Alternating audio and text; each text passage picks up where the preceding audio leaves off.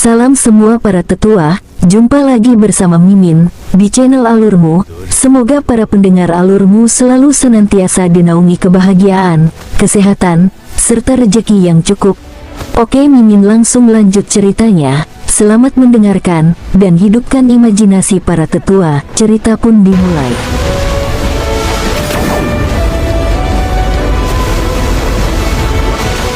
Kemunculan naga hijau di tengah ketegangan tersebut membuat ribuan pasukan dari berbagai ras yang ada di dalam samudera hitam tersebut menjadi tenang. Dengan ledakan aura yang keluar dari tubuh naga hijau tersebut, membuat Haigu dan Hai Yuan yakin jika Tuan Putri mereka mampu menolong mereka dan mengalahkan King Ruo. Sus. Naga hijau tersebut mengubah tampilannya menjadi gadis cantik dengan gaun hijau dan hiasan emas di kepala dan tubuhnya. Tuan, ucapnya dengan tenang, menatap King Ruo dan Fang Yu Caihong yang berada 50 meter di hadapannya. Tuan Putri, kami ingin bertemu dengan Kaisar, ucap King Ruo dengan tenang. Baik, tapi mohon Tuan melepaskan Paman Gu dan Paman Yuan, ucapnya dengan tenang. Baiklah, jawab King Ruo mengibaskan tangannya, membebaskan Hai Yuan dari tekanan, Hai Gu dari kurungan segel bola emas transparan, Yuding dan Si Hei dari segel rantai besi hitam. Sus. Hai Gu, Hai Yuan, Yuding, Si Hei dan Si Jin bergerak mendekati gadis cantik tersebut dan berjaga dengan sikap siaga. Kalian kembalilah, ucap gadis tersebut memberi perintah pada semua pasukan yang ada untuk meninggalkan tempat itu. Tuan Putri, ini, ucap Hai Gu keberatan. Paman, tenanglah, ucap gadis naga tersebut menenangkan Hai Gu dan Hai Yuan yang masih begitu waspada dengan sosok King Ruo yang ada di hadapannya. Tuan, aku Hai Luqiang, putri yang agung Hai Long, ucap gadis naga tersebut memperkenalkan diri, setelah semua pasukan yang ada di tempat itu pergi.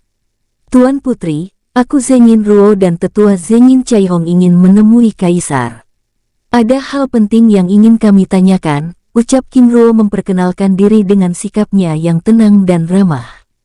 Jika demikian, mari kita ke istana saja, ucap Hai Luqiang membawa King Ruo dan Fang Yu Caihong, sambil memberi perintah pada Yuding, Si Hei dan Si Jin untuk kembali berjaga di pusat pertahanan.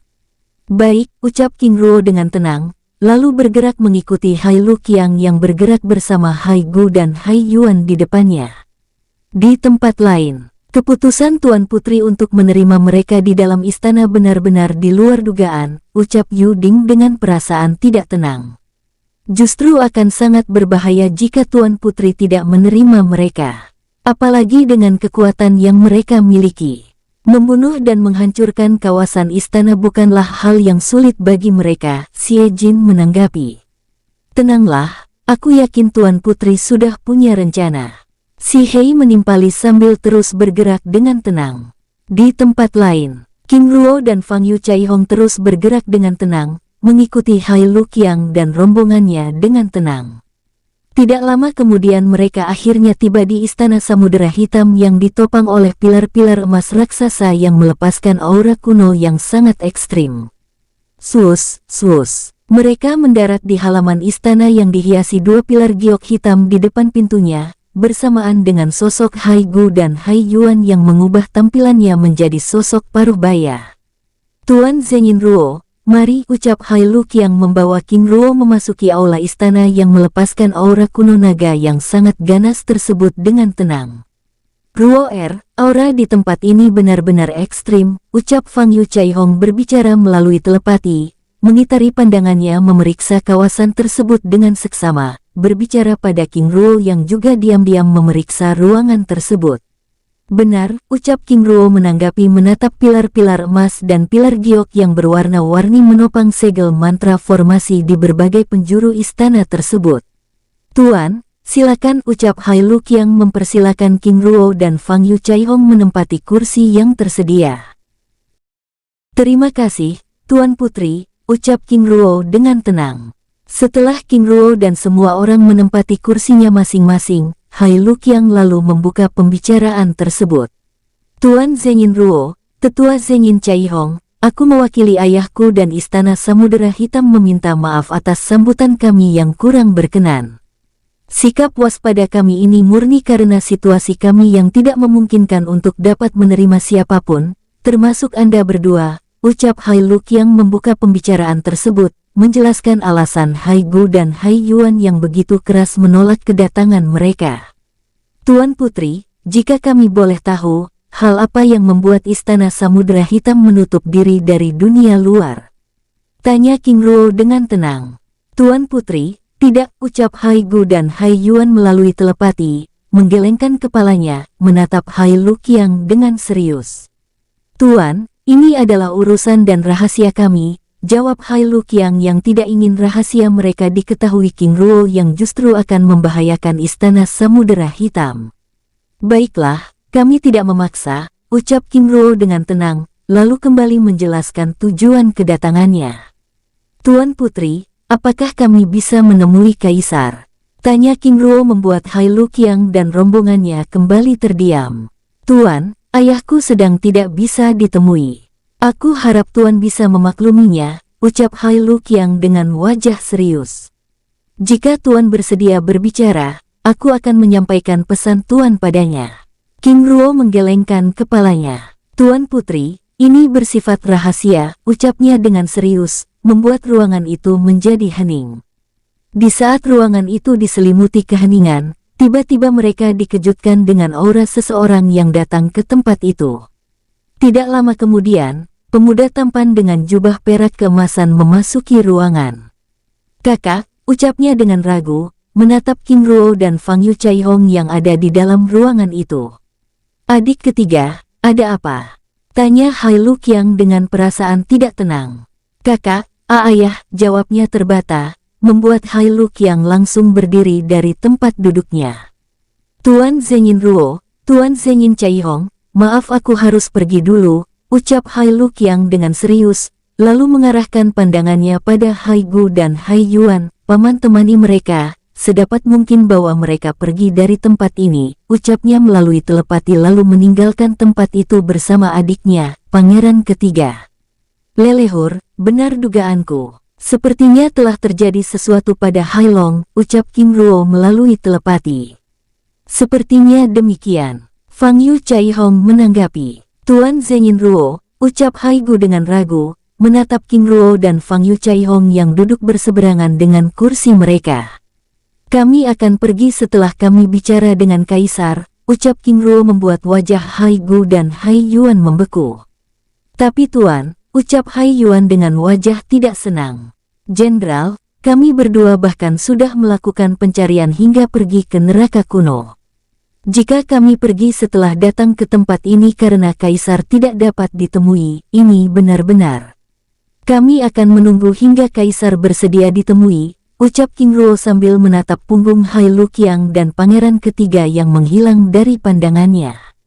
Saudara, bagaimana ini? Hai Gu berbicara pada Hai Yuan melalui telepati. Saudara, aku juga tidak tahu.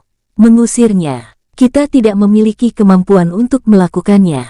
Hai Yuan menanggapi. Tapi kita juga tidak mungkin menjelaskan situasi yang terjadi, apalagi tidak ada perintah dari Tuan Putri. Hai Gu menimpali. Di hadapan Hai Gu dan Hai Yuan. Ruo apa rencana kita selanjutnya?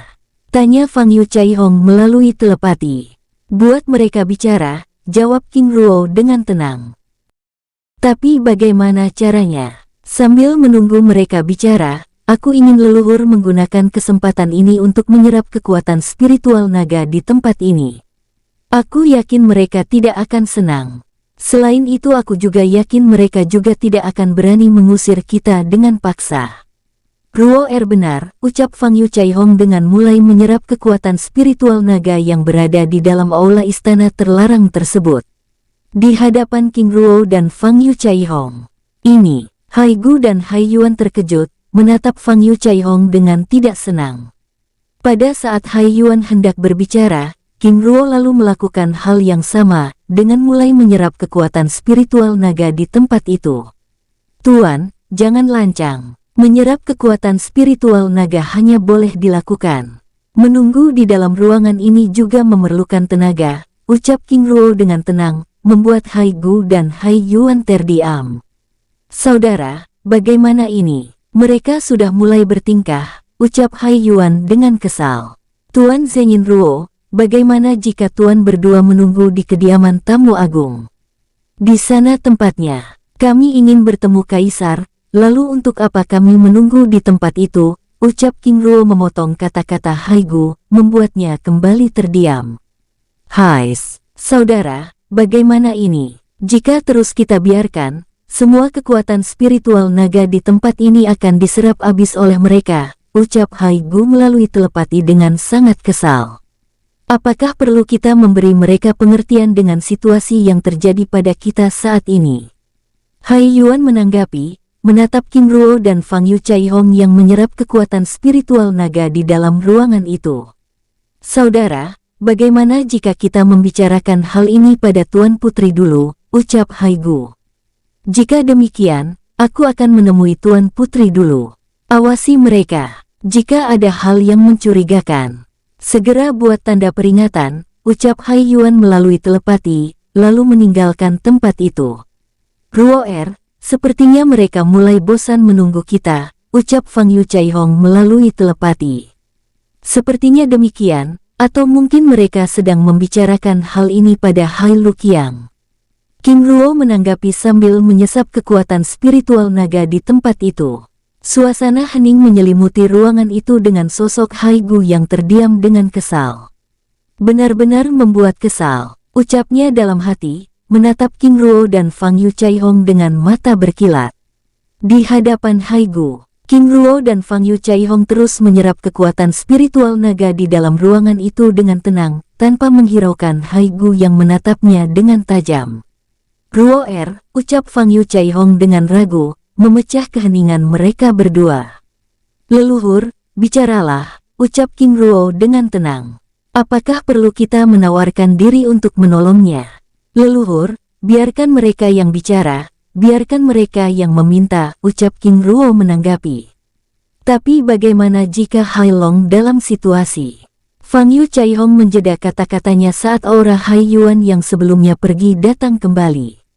Tidak lama kemudian, Hai Yuan memasuki ruangan, lalu duduk pada kursi yang berada di sisi kiri Hai Gu. Saudara, bagaimana? Tanya Hai Gu melalui telepati. Tuan Putri tidak mengizinkan. Menurutnya memberikan informasi yang berkaitan dengan rahasia klan pada orang lain itu sangat berbahaya. Hai Yuan menanggapi. Hais, lalu apa tanggapan Tuan Putri mengenai tindakan mereka? Sambil menunggu pasukan bantuan, Tuan Putri meminta kita untuk mengulur waktu. Buat mereka merasa tidak nyaman, jawab Hai Yuan menanggapi. Baik, lalu bagaimana dengan keadaan Yang Agung? Tanya Hai Gu dengan penasaran. Aku tidak diperkenankan masuk ke dalam istana. Jadi aku benar-benar tidak tahu, jawab Hai Yuan dengan serius, lalu mengarahkan pandangannya pada King Ruo dan Fang Yu Chai Hong di hadapannya dengan kesal. Tuan Zengin Ruo, Tuan Zengin Chai Hong, apakah memang seperti ini cara kalian bertamu? Ucapnya dengan wajah kesal. Apakah memang seperti ini cara kalian menyambut tamu? Jawab King Ruo menanggapi dengan wajah datar. Kalian bukan tamu, karena kalian tidak diundang. Hai Gu menimpali. Apakah mengunjungi itu tidak harus diundang? Lagi pula kami tidak membuat masalah. Yang menjadi masalah itu kalian. Jika kalian tidak menahan kami untuk bertemu dengan Kaisar, urusan di tempat ini pasti sudah selesai, ucap King Ruo dengan tenang. Benar-benar tidak tahu malu. Baru kali ini aku melihat ada orang yang memaksa seperti ini. Apakah orang-orang daratan memang seperti ini? Aku juga tidak tahu, apakah memang seperti ini adab kalian yang tinggal di dalam air menerima tamu. Berbicara kotor dan merendahkan orang lain.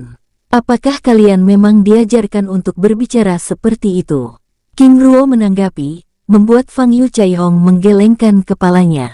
Beradu mulut adalah keahlian Ruo. Kedua naga ini berurusan dengan orang yang salah. Fang Yu Chai Hong membatin, menahan tawanya. Jika Kaisar tidak dalam situasi seperti ini, orang-orang seperti kalian. Hai Yuan menjeda kata-katanya yang seperti keceplosan berbicara. Oh, apakah itu artinya karena terluka, Kaisar tidak ingin menemui kami? Aku tidak mengira jika penguasa Samudera Hitam selemah ini, ucap King Ruo memprovokasi. Zengin Ruo, jaga kata-katamu. Jika kamu yang terkena racun logam, aku yakin dalam hitungan detik kamu sudah menjadi bangkai. Ucap Haigu dengan sangat kesal, membuat King Ruo terkekeh. Ternyata hanya terkena racun logam. Apakah Kekaisaran Samudera Hitam tidak memiliki penawarnya? Benar-benar membuatku geli, ucap King Ruo membuat Haigu semakin kesal. Saudara, cukup. Orang jika tidak mengalami kesulitan seperti ini suka berbicara seenak perutnya. Hai Yuan mengingatkan Haigu yang hampir kalap, menatap King Ruo yang terus memprovokasinya. Di hadapan Hai Yuan dan Haigu yang tampak kesal, Ruo ternyata Hai Long terkena racun logam. Apa rencanamu selanjutnya? Tanya Fang Yu Chai Hong melalui telepati. Membuat mereka memohon, jawab King Ruo dengan tenang. Sus.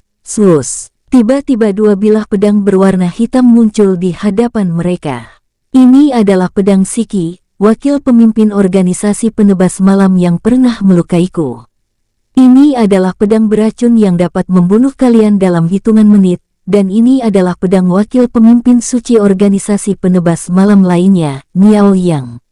Jika ingin menguji kehebatan pusaka ini, kalian bisa menggoreskannya pada kulit kalian, ucap King Ruo membuat Haigu dan Hai Yuan ternganga. Siapa kamu sebenarnya? Tanya Haigu dan Hai Yuan dengan serius. Bukankah kalian sudah tahu namaku? King Ruo menanggapi dengan tenang. Dapat menahan racun logam. Apakah kamu juga anggota? Jika aku anggota organisasi penebas malam, lalu untuk apa aku membunuh mereka? Benar-benar aneh. King Ruo menanggapi. Dapat selamat dari pusaka beracun ini. Apakah itu artinya kamu punya penawarnya? Tanya Hai Yuan dengan serius. Jika aku punya penawarnya, lalu kenapa? Apakah aku harus memberikannya pada kalian? Jawab King Ruo membuat Haigu dan Hai Yuan terdiam. Baru saja King Ruo menyelesaikan kata-katanya, tiba-tiba Hai Yuan berdiri dari kursinya lalu meninggalkan ruangan itu. Leluhur, lihatlah.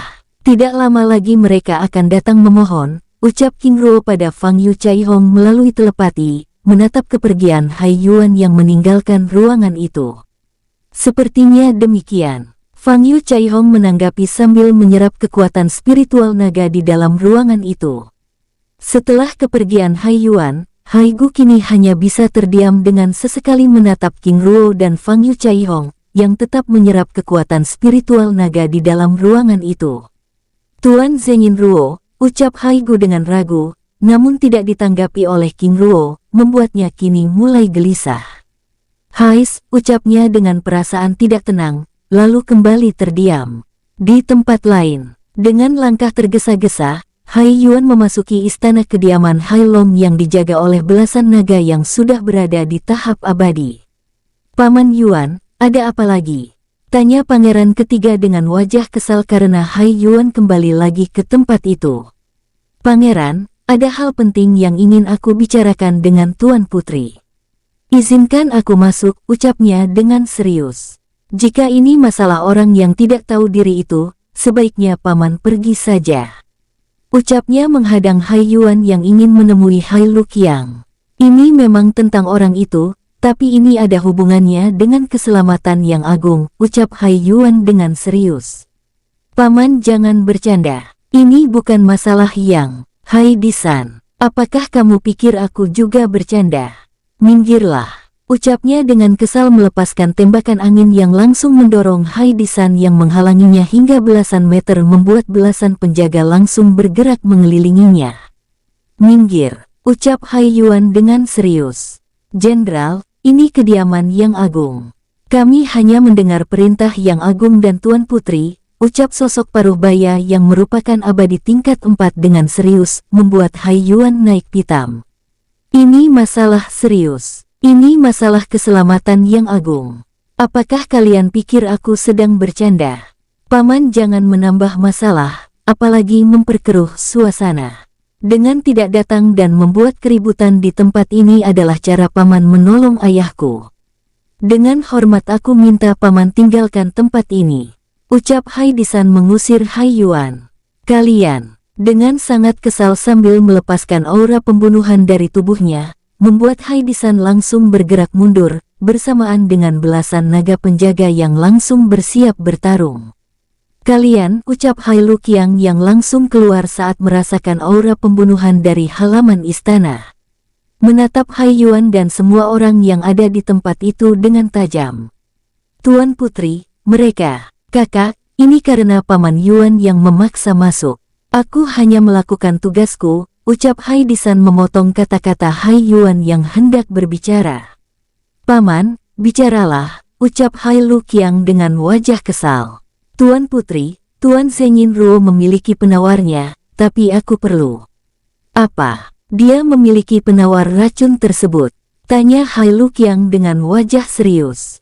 Apakah paman yakin dia tidak menipu kita? Tanya Haidisan menimpali. Paman, tunggu, ucap Hai Luqiang dengan tajam.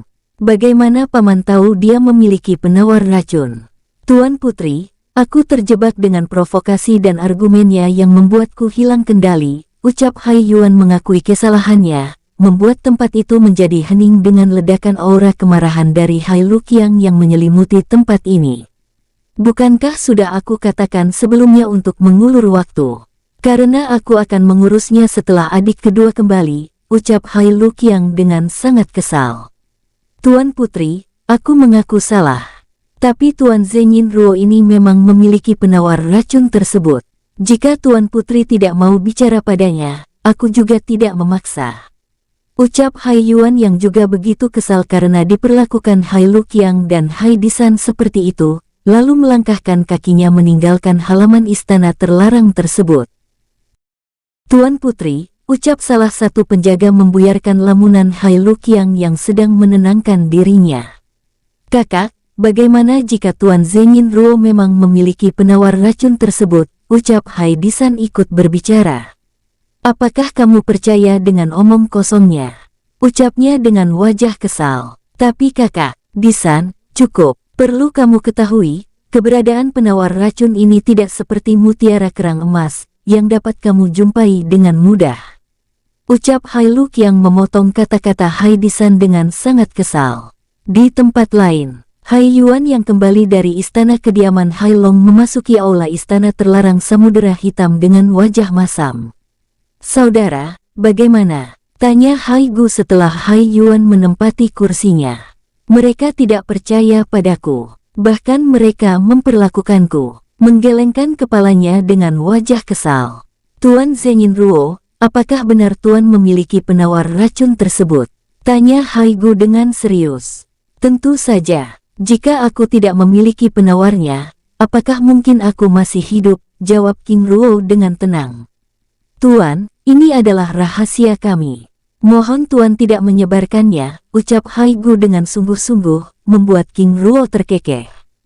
Jenderal, pertanyaannya sangat sederhana. Untuk apa aku menyebarkan informasi ini? Lalu apa untungnya melakukan hal seperti itu?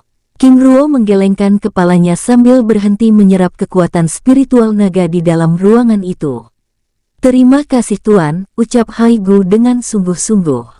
Keadaan ini semakin parah karena beberapa waktu lalu, tiba-tiba seorang dewa awal memasuki tempat ini dan mengacau, membuat luka yang agung semakin parah, ucap Hai Yuan dengan mata berkaca-kaca. Dewa awal, tanya King Ruo dengan serius. Benar Tuan. Sosok itu memasuki tempat ini dan mengambil rantai pengikat samudera. Itulah alasan kami melakukan penjagaan yang begitu ketat sebelumnya, jawab Hai Yuan dengan serius. Sejak kapan Dewa Awal senang membuat kekacauan seperti ini?